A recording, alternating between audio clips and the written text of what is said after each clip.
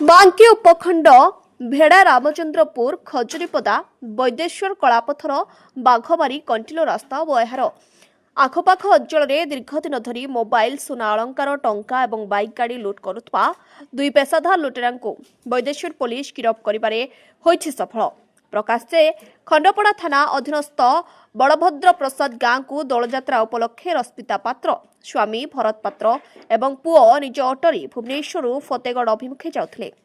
ବୈଦେଶ୍ୱର ଥାନା ଅନ୍ତର୍ଗତ କଳାପଥର ପଞ୍ଚାୟତର ପରଶୁରାମପୁର ଗ୍ରାମ ଛକଠାରୁ ଅଳ୍ପ ଦୂରରେ ମହିଳାଙ୍କଠାରୁ କଳା ପଲ୍ସର ଗାଡ଼ିରେ ଦୁଇ ଯୁବକ ଲୁଟ୍ କରିବାକୁ ଚେଷ୍ଟା କରିଥିଲେ। ଧସ୍ତାଧସ୍ତିରେ କଳା ପଲ୍ସର ବାଇକ୍ର ଯୁବକ ଦ୍ୱୟ ପଡ଼ିଯାଇଥିଲେ। ମହିଳା ଜଣଙ୍କ ମୋବାଇଲ ଲୁଟି ନେଇଥିବା ପାଟି କରିବାରୁ ବିପରୀତ ଦିଗରୁ ଆସୁଥିବା ଲୋକେ କାବୁ କରି 112କୁ କଲ୍ କରି ପୋଲିସରେ ଜିମା ଦେଇଥିଲେ। ବୈଦେଶ୍ୱର ପୋଲିସ ଘଟଣାସ୍ଥଳରେ ପହଞ୍ଚି ଖଜୁରୀପଦା ଗ୍ରାମର ଶ୍ରବଣ କୁମାର ସିଂ 26 ବର୍ଷ ବଡମ୍ବାର ଏସ୍.କେ. ରାଉର 24 ବର୍ଷ ଲୁଟ୍ ସମ୍ପର୍କରେ ସ୍ୱୀକାର କରିବା ପରେ ତାଙ୍କୁ ଗିରଫ କରି ବାଙ୍କୀ କୋର୍ଟକୁ ଚାଲାଣ କରାଯାଇଛି ବୋଲି ଥାନା ଅଧିକାରୀ ଦୁର୍ଗେଶ ନନ୍ଦିନୀ ମହାନ୍ତି ସୂଚନା ଦେଇଛନ୍ତି। ବାଙ୍କୀରୁ ମାନସ ରଞ୍ଜନ ସାହୁଙ୍କ ରିପୋର୍ଟ, ମଣିଭଦ୍ରା ଖବର।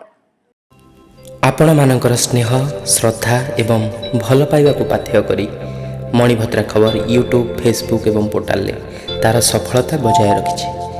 ଏହାକୁ ଆହୁରି ଲୋକପ୍ରିୟ କରିବାକୁ ଇ-ପେପରର ଶୁଭାରମ୍ଭ ମଧ୍ୟ କରାଯାଇଛି। ଆମକୁ ଏହିଭଳି ପ୍ରେରଣା ଏବଂ ସହଯୋଗ ଯୋଗାଇବା ସହିତ ଲାଇକ୍, ସେୟାର ଏବଂ ସବସ୍କ୍ରାଇବ୍ କରନ୍ତୁ। ମଣିଭଦ୍ରା ଖବର, ସମ୍ପର୍କ ଜନତାର।